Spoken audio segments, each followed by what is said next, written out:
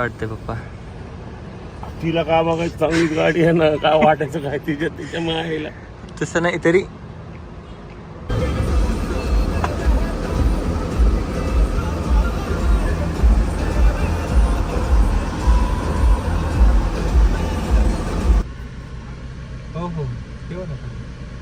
ये रिक्लाइन में बहुत यार स्पेस बहुत है, लेकिन ये थोड़ा ऐसा कमी लगा.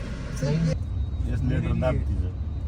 हो पप्पा. दाब म्हणजे ती मला स्पीड हे आहे ना कंट्रोल. पिकअप या खाना तुम्हाला लगेच खेचते गाडी.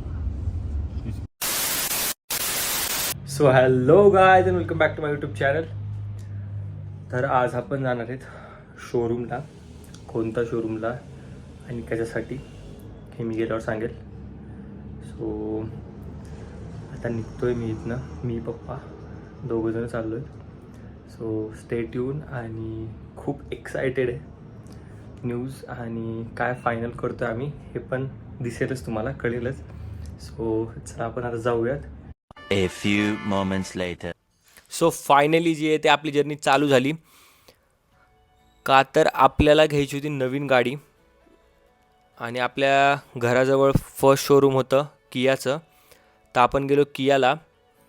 आपल्याला पाहायची होती तिथे किया कार्निवल, जी नवीन त्यांनी लॉन्च केली आहे, इलेक्ट्रिक ॲडजस्टेबल्सवालं सीट्स वगैरे त्याचं. कॉज पप्पाची ड्रायव्हिंग खूप होती, तर आपल्याला कम्फर्टेबल कार हवी आहे. पण तिथे गेल्यावर असं कळालं की त्यांच्याकडे टेस्ट ड्राईव्हलाच नाही आणि बघायला पण नाही आहे गाडी. सो आम्ही खूप डिसअपॉईंट झालो त्या गोष्टीने की एकतरी गाडी बघायला मिळायला पाहिजे होती. सो आम्ही त्यानंतर पोहोचलो बियू भांडारीला. मर्सिडीजला जायचा काही सीन नव्हता, बट आम्हाला जायचं होतं रेंज रोवरला. पण मध्ये मर्सिडीजचे शोरूम दिसलं तर आम्ही तिथे थांबलो. आणि इथं मेबॅक, AMG सगळ्या गाड्या होत्या. ह्यांचे टी शर्ट आणि ते बघून तर प्रेमात पडलो मी, पण पैशाच्या, की ह्यासाठी कमायला लागतील आता जास्त पैसे हे घ्यायचं म्हणल्यावर. सो आम्ही फर्स्ट बघितली GLC पण चांगली होती. तशी इंटरनल जे इंटेरियर आहे तिचं ते खूप सुंदर होतं, बट पप्पाला ती आवडली नाही. कॉज फर्स्ट सीटवर ज्यावेळेस पप्पा बसले फर्स्ट रोला, त्यानंतर त्याला तो कम्फर्ट जाणवला नाही. त्यानंतर आपण ही बघितली GLE 300D. तर ही पप्पाला पण आवडली आणि मला पण आवडली. कॉज ह्याचं इंटेरियर पण खूप सुंदर होतं आणि कम्फर्ट खूप चांगला होता. तर पप्पाचं होतं की बघूयात काय होतं आहे. आणि मर्सिडीजचं मला सगळ्यात जास्त हे आवडलं की खूप जास्त ॲडजस्टेबल सीट्स आहेत, की जेणेकरून पप्पाला कम्फर्ट होईल. कॉज मुंबई, बीड, पुणे खूप ट्रॅव्हलिंग होतं पप्पाचं. तर आता त्यांच्यासाठी नाही ते ॲडजस्ट होते, कॉज पप्पा खूप 93पासनं बाहेरच आहेत मुंबईला, पुण्याला कामामुळे. सो ट्रॅव्हल आता कम्फर्टेबल पाहिजे थोडं, त्यामुळं आपण ह्या कार्या बघतोच सध्या. वाटते पप्पा. तिला का बघायची चांगलीच गाडी आहे ना, का वाटायचं काय तिच्या मायला. तसं नाही तरी आता आपण ही बघू, मग तिकडे जाऊ, तिथली बघू. तिला काय वाटायचं कामच नाही. चांगली किमतीच्या मानाने काय वाटत. हां, प्रशस्त गाडी आहे. किती? 1 कोटी रुपये. अबे आपण ज्या बघायला ते ह्याच रेंजच्यात ना सगळ्या गाड्या. रेंजच ती आहे, पण त्यात कम्फर्टेबल कोणती गाडी वाटते त्याचा प्रश्न चालला. त्यात कम्फर्टेबल कोणती वाटते ते आपण बघायला तो कोणती गाडी त्यात आपल्याला बघायला चांगली वाटते, बाकी गोष्टी चांगली वाटते. मग ह्याच्यात आपण आता ह्याची सर्व्हिसिंगचे किती पैसे लागतील कसं हां, ते बघायला लागेल. गाड डाऊन आता मर्सिडीज चालली ना त्याचा.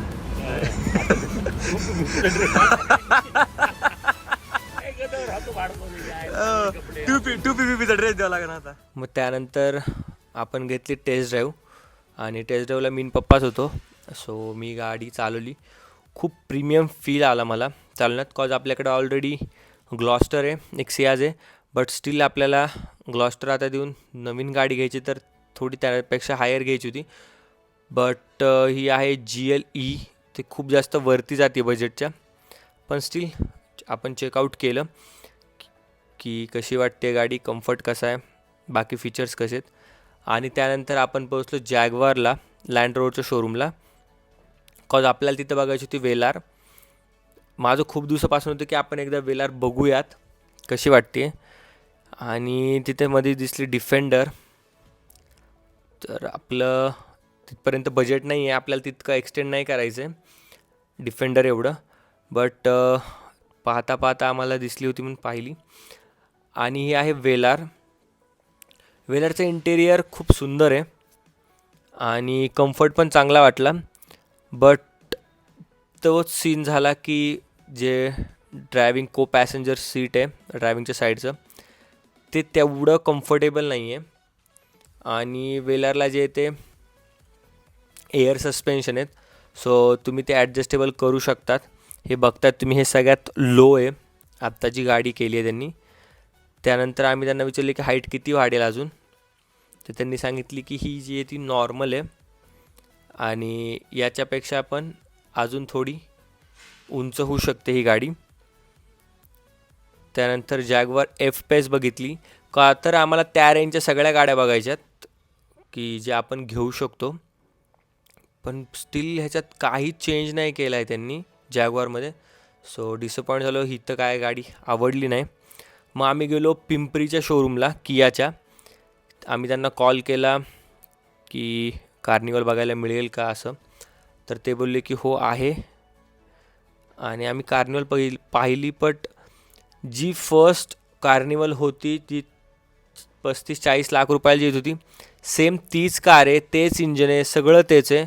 बट स्टील त्यांनी प्राईस एवढी हाय केली आहे 63 लॅक्स आणि ऑन रोड ती पडती आहे काहीतरी 73 या 75 लॅक्सला. बट त्यासारखं काहीच नाही आहे त्या गाडीत. आणि खूप जास्त कॉम्पॅक्ट पण आहे आणि आपलं मॅन्युअलीच खूप जास्त ते सीट्स ॲडजस्ट करायला लागतात.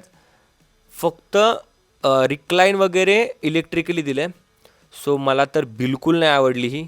आणि पप्पाचं पण तेच होतं की एवढा कम्फर्ट आणि इतके पैसे घालून काहीच उपयोग नाही आहे ह्या गाडीचा एवढे पैसे टाकण्यात. आणि त्यानंतर आम्ही गेलो BMW शोरूमला. पप्पांना खूप कंटाळा आला होता कॉज फर्स्ट टाईम पप्पा एवढ्या गाड्या बघत होते घ्यायच्या आधी. नाहीतर एक गाडी फायनल करून आम्ही ती लवकर लगेच घेऊन टाकतो. बट यावेळेस थोडा टाईम लागतो आहे. तर ही होती BMW X7. आणि X7चं पण खूप चांगलं होतं इंटिरियर वगैरे. आणि त्यानंतर X5 दाखवायला येणार होती म्हणून आम्ही तिथं वेट केला. त्यानंतर आम्ही X5 बघितली, X3 पाहिली.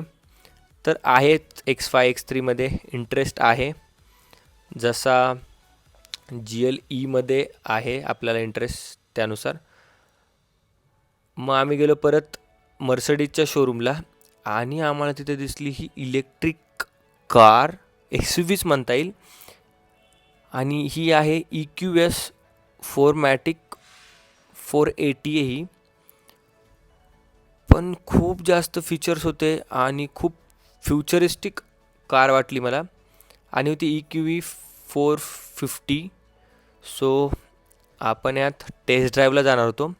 ही इलेक्ट्रिक गाडी आहे, म्हणजे जास्त करून आपल्या कामाची नाही आहे. बट घ्यायची असली तर खूप चांगली मला असं वाटतं.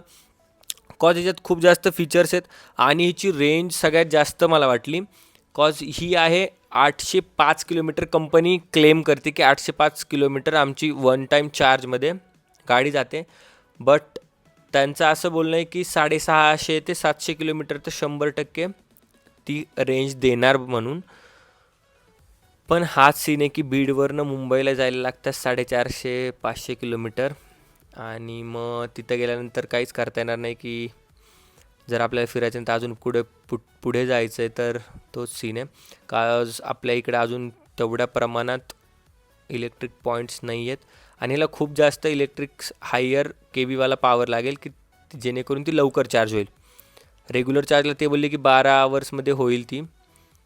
आणि समोर 3 स्क्रीन, 4 स्क्रीन, मागे 2 स्क्रीन, म्हणजे बिझनेस क्लासचा फील येत होता यात लिटरली. आणि त्यामध्ये पण त्यांनी असं होतं की जे मागून ॲप ऑपरेट होईल ते पुढे ऑपरेट होईल, मागच्याला सेपरेट पण पाहता येईल जे काय पाहायचं असेल त्यांना ते. आणि आम्ही गाडीला बघून खरंच खूप जास्त इम्प्रेस झालो होतो. आमच्या ह्याच्यात 3 गाड्या होत्या, X3, X5, GLE, आणि आता ही मध्येच इलेक्ट्रिक गाडी आमच्या डोक्यात बसली. कॉज खूप जास्त आवडली ही गाडी. आणि मी त्यानंतर त्यांना बोललो की मला पण टेस्ट ड्राईव्ह घ्यायची आहे.